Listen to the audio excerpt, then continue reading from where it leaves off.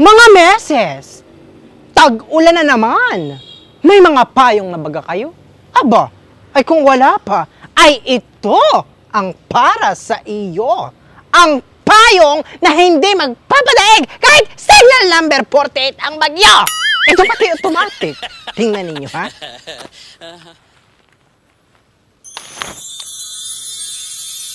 Ito hindi basta-basta bibigay. Kahit lang malakas ang hangin, hindi ito masisira. Click the yellow basket. Ay, nakakapagod ang araw na ito. Maigi pa'y magkape.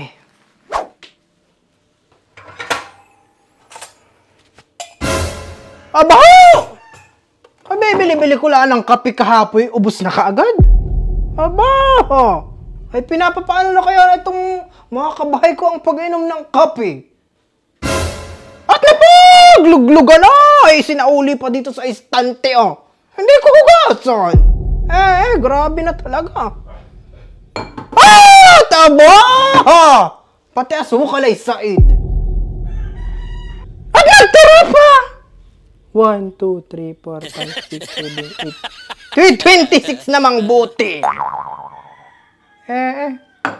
Ibang klase. Ate Remy, pabili nga. 1/4 na asukal at saka kuwan. Isang stick lang ng kape. Salamat.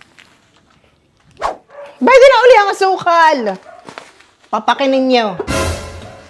At nang ubos ka agad.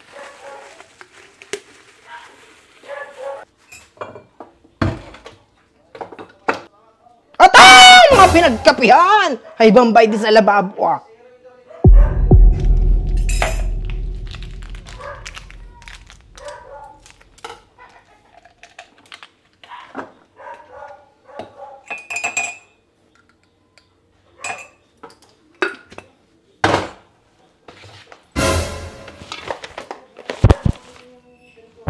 Aba, ho! Ay, pati termos ay walang lamot! Dapat ay tinatapo na itong termos na ito at hindi nila naman ang pakikinabangan. Aba, daling-daling mag-init ng tubig. Bahay na nga ang electric kettle, ah! Isasaksak na laang. Yak ay, pagka ganito pa ang kasama mo sa bahay, araw-araw ay maigi pa ibubukod. Aba, ho! Kung makaimik ka naman di, akala mo eh, pinahihirapan ka namin. Ayos-ayusin mo yung pagsasalita mo.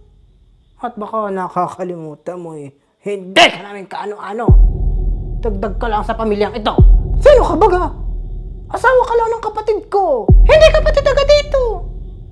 Bahay namin ito. Kaya wala kang magagawa. Ay, ano lang! Kung ako'y sabit dito sa pamilyang ito. Ay, wala namang mali sa sinasabi ko. Yan ang hirap sa inyo eh. Pag napupo na yung mga maling gawa ninyo, kayo pa itong matatapang? Aba, saan ka naman nakakita ng ako'y pagod sa trabaho tapos ay ang dadat ng ko'y ganito? At anak, ay parang nananadya pa. Akala ba ganin nyo eh? Hindi ko alam na kayo'y sura sa akin. Alam ko naman. Magkatipan pa lang kami nung kapatid mo eh. Kung ano-ano nang pinagsasasabi ninyo sa akin. Ay di kayo maiyamot sa akin hanggang gusto ninyo. Wala na kayong magagawa dahil ako ang pinakasalan ng kapatid mo. Sasabihin ko pati din sa kapatid mo, ako'y bubukod na. Maigi pa'y magsarili. Kaysa ganitong nakikipisan tas ang mga kasama mo'y demonyo. Ay di lumayas ka. Sinong tinakot mo? At wag ka na pati ditong mamali.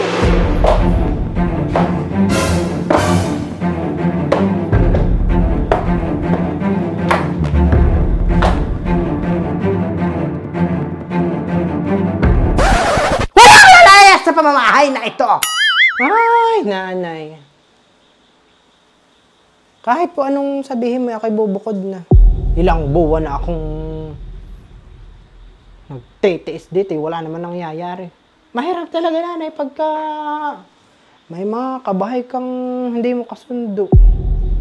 Baka mamaya mahimbing ang tulog ko, ako'y biglang saksakay. Ay, please. Ikaw huwag padalos-dalos sa mga desisyon mo.